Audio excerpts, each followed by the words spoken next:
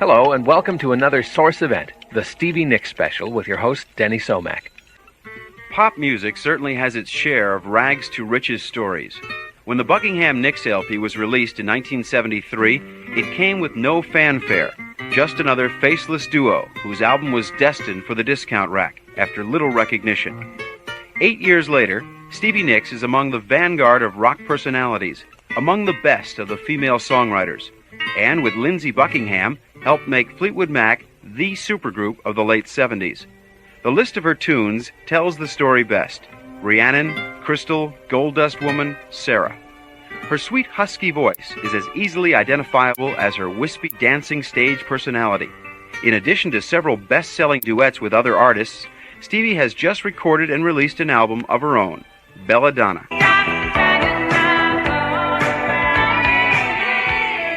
After growing up in several western cities, the music started around San Francisco.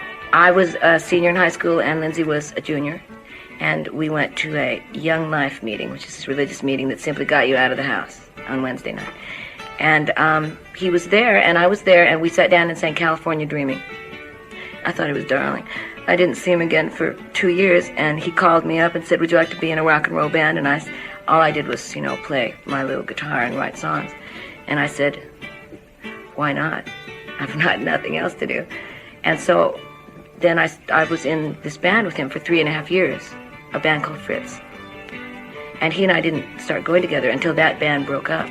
So we played. We toured all over San Francisco, basically. But that was right in the midst of the big San Francisco music. So we opened for everybody. Jimi Hendrix, Janis Joplin. We moved from San Francisco to L.A. with about 9 songs that Lindsey and I had recorded on his 4-track Ampex. And we spent about a year in a little tiny room recording these songs. And when we were done, we got a deal with Polydor in about 3 months. Don't Let Me Down Again, the opening track from the Buckingham Nicks album on the Stevie Nicks Special. Frozen Love is her only collaboration with Lindsey on that LP. Frozen Love is a strange song, and Lindsey worked very hard on it. That's the reason that I split that. That's the only song I've ever said was written by me and somebody else, because he wrote the middle part, the whole beautiful middle part. And it took a long time, that song. Over a period of months and months and months and months of putting it together. It was a difficult song. Fleetwood Mac did that on stage for a while, and it's a really interesting song to do on stage. Frozen Love on the Stevie Nicks Special. The Buckingham Nicks album is dedicated to A.J. Nicks, Stevie's grandfather, and, according to the liner notes, the grandfather of country music. He and I sang together from when I was about 4, and it was a heavy relationship. I was with him. He died right after the Buckingham Nicks album came out. If it hadn't have been for him, I don't know if I ever would have realized how serious I was about it. He left his family, and he was too serious about it. He really gave up his life for it, and he never really made it. But he was a wonderful writer. He was very much like me. He didn't play anything very well. He played really incredible harmonica, but he played the fiddle and he played the guitar, and nothing very well, just like me. But he wrote. He wrote beautiful words, and he wrote a song about my dad and his brother called Two Blue Stars, which is my dad says it's very strange to go back and see the things that he would write and the things I write, because it's very similar. Ironically, Frozen Love was the track producer Keith Olsen chose to play for British drummer, bandleader Mick Fleetwood. Mick was looking for a studio to record in, and he went out to Sound City and met Keith. And Keith just played him Frozen Love to show him the studio, how the studio sounded. He didn't play it to Mick to show him Stevie and Lindsey. And Mick, who has an eye and an ear for new people coming into what his thing was, and said, what are these people doing? Are they? And Keith said, well, no, actually, they're starving. And so he called us up, and he just said, you want to be in my band? Which is exactly what Lindsey said to me, years before, do you want to be in my band? And we said, absolutely. Landslide, from the White Fleetwood Mac LP on the Stevie Nicks Special. Landslide I wrote in Aspen 3 months before I joined Fleetwood Mac, along with Rhiannon. And that's where the Snow-Covered Mountains came from. And I was definitely doing a lot of reflecting when I was up there. Lindsay was on the road with the Everly Brothers, and I was very unhappy and lonely and trying to figure out why he was out with the Everly Brothers and I was in Aspen with $40 and my dog and my Toyota that had frozen the day we got there. And we thought he was going to make like lots of money. He didn't. He came back to Aspen and he was very angry with me and left me. Took Ginny, the poodle, and the car and left me in Aspen the day that the Greyhound buses went on strike. I had a bus pass because my dad was president of Greyhound. I had a bus pass. I could go anywhere, right? I said, fine, take the car and the dog. I have a bus pass. I had a strep throat also. He drove away. I walk in on the radio. It says, Greyhound buses on strike all over the United States. I'm going, oh no, I'm stuck. So in order to get out of Colorado, I had to call my parents, and they unwillingly sent me a plane ticket because they didn't understand what I was doing up there in the first place. So I followed him back to Los Angeles. That was like October. It was all around Halloween. 2 months later, Fleetwood Mac called on New Year's Eve. Another song on that album, Crystal, had first appeared on the Buckingham Nicks record. John McVie wanted to put that on the Fleetwood Mac album. But the first time he heard it, he said, I want this on the album. And I didn't really, because it took the place of a new song. Since I write so much, I don't need to keep putting old songs that take places of new songs, which means those new songs are backlogged for the next and for the next and for the next. But he was insistent. So I said, all right. Christine did a whole beautiful thing that I loved with her, that little piano thing all through the end of it. That we listened to just that part for days, picking out the exact parts that we wanted in it, and it was like mesmerizing. So when I think of Crystal, I think of those days with Fleetwood Mac. Coming up, Rumors. The Stevie Nicks Special with your host Denny Somach will return in a moment from the Source.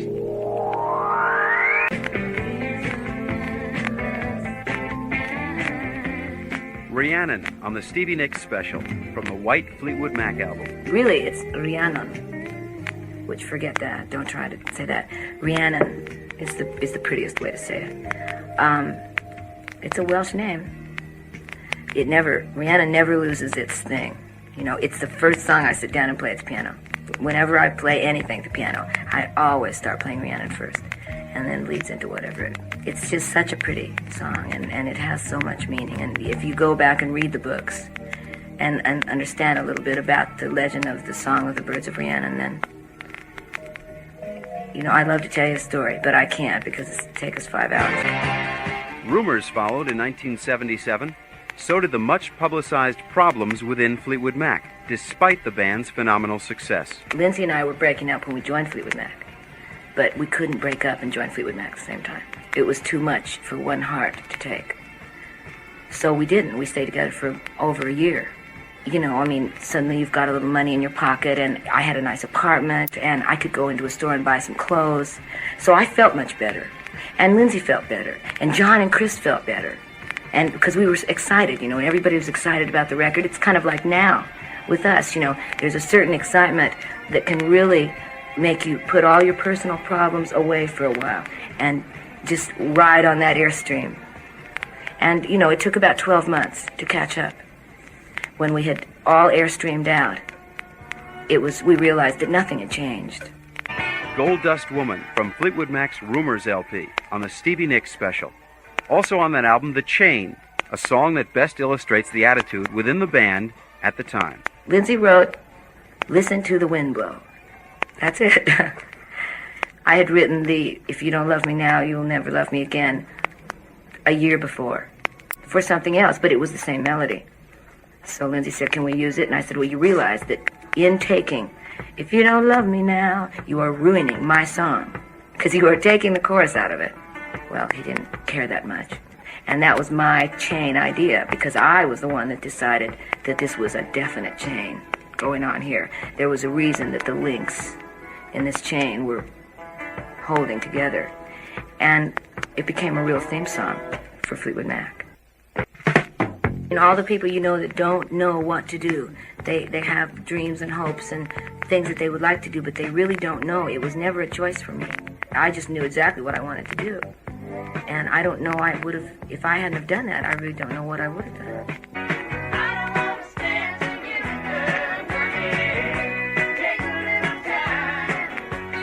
During the Rumors session, Fleetwood Mac recorded but ultimately did not include one of Stevie's favorite songs.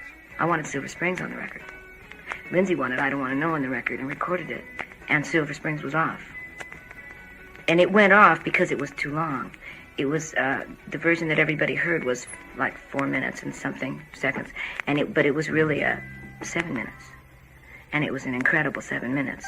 I Don't Want to Know was a lot shorter. But the choice to take Silver Springs off and put I Don't Want to Know on will go down as the biggest question in history on whether that was the right thing to do or not. You could be my Silver Spring. Silver Springs, the flip side of the Go Your Own Way single by Fleetwood Mac. Coming up in hour 2, Stevie's duets, Tusk and Solo Nicks. The Stevie Nicks Special with your host Denny Somach will continue from the Source. Since 1978, Stevie Nicks has sung duets with several other artists, among them Walter Egan. Magnet and Steel from Not Shy by Walter Egan on the Stevie Nicks Special. Her friend Kenny Loggins asked her to sing on one of his songs.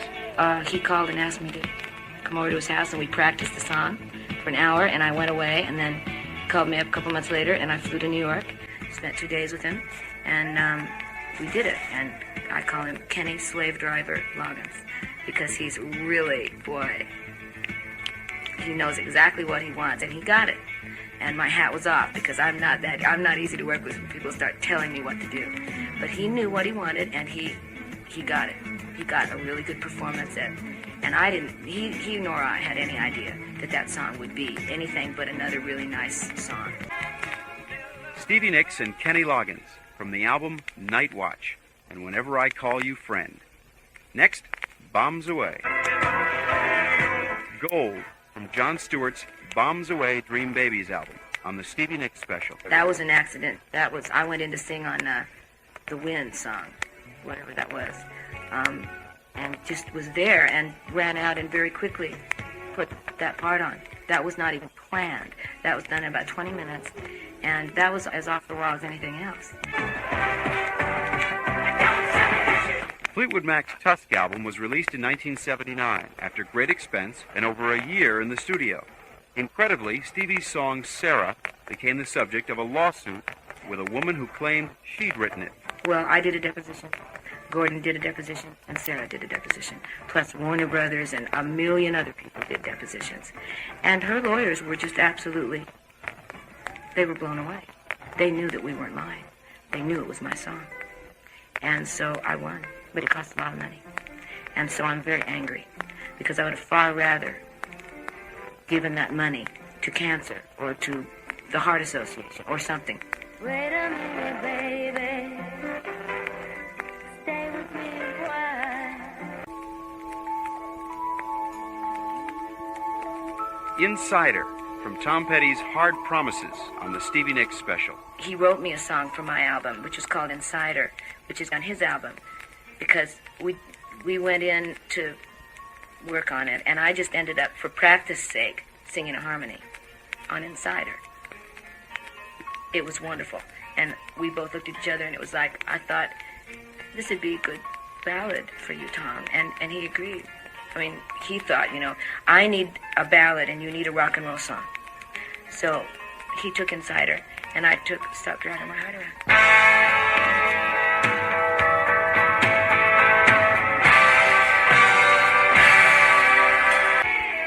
Stop Dragging My Heart Around from Belladonna on the Stevie Nicks Special.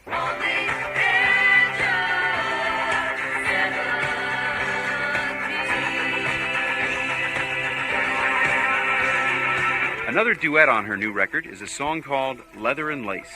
When you see it on the album, it will say Leather and Lace, 1975, written for Waylon Jennings and Jesse Coulter, because Waylon Jennings called me and asked me to write a song called Leather and Lace. And I wrote the chorus, sent it back to him, and I was going to quit. I wasn't going to write anymore. And he loved it, and he said, finish it. Said, oh, okay.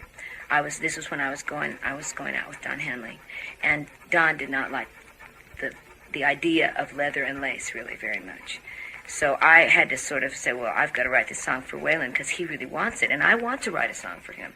I've been waiting for 10 years for somebody famous to ask me to write them a song. So I'm writing it. So Don would come in every day and say, that's terrible, start over. So he really helped me write this song, even though he didn't write it. He was the reason it isn't another song. There was no way to do this song without him. It was either Waylon had to sing it, or Waylon and Jesse had to sing it, or Waylon and I had to sing it, or it had to be Don and I. It couldn't have been anybody else. Leather and Lace from Belladonna with Eagles drummer Don Henley. Coming up, more from Belladonna and some final thoughts. The Stevie Nicks Special with your host Denny Somach will return from the source. You are in love with, and I'm ready to sail. It's just a feeling.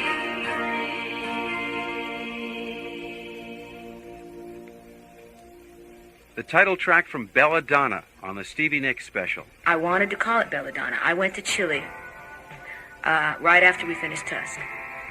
And I was very, very tired, 13 months of recording every day, almost. I was very tired, and I was pretty kind of depressed, actually.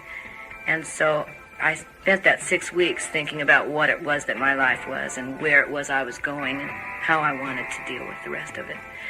And Belladonna says, come in out of the darkness. And that's basically what the whole song means. It was me making a decision whether I wanted to I was pretty unhappy, and whether I wanted to continue in that unhappy vein or whether I wanted to be lifted up out of it. And in Belladonna it says, and your face becomes thin and you never thought it would. That's basically what it's saying. It was me asking myself to come in out of the darkness. And in so asking myself, asking everybody else to come in out of the darkness, too. One song on Belladonna predates Stevie's superstardom. After the Glitter Fades was written in 1972, 2 years before Fleetwood Mac. So that's a premonition in itself, because I had no idea what a rock and roll woman's face looked like when her heart broke, or what a one-night stand was, or the fact that the feeling remains even after the glitter fades. The glitter had faded for me. Pretty much. I understood that the glitter faded in Hollywood. And that I knew what I was getting into.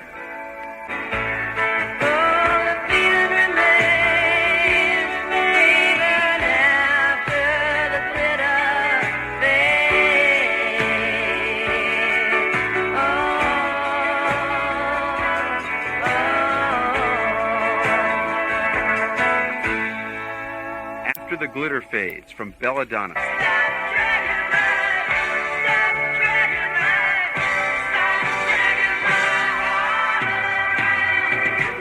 If Stevie Nicks had one wish, what would it be? I would wish that when this album comes out, people would look at each other and say, she really is a very good songwriter. So that's my goal in life, has been to be a writer. A performer is what I love to do, but I won't do that when I'm 60. I probably will, but I won't be dancing around quite as exuberantly then.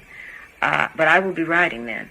So what I really wanted was for people to give me credit, like Don Henley and Glenn Frey and, the ones that I look up to say, not only is she a pretty nice girl, but she writes really good songs. When they say that to me, and when the world says to me, not bad, Stevie, that's really my only wish. Thanks for joining us on the Stevie Nicks Special. I'm Denny Somach, and we'll be back with another Source event. The Stevie Nicks Special was written by Steve Johnson, with contributions from Denny Somach and Sean McKay. The research assistant was Bill Bonashevitz, technical director R.D. Steele. And special thanks to Paul Fishkin, Danny Goldberg, and Modern Records.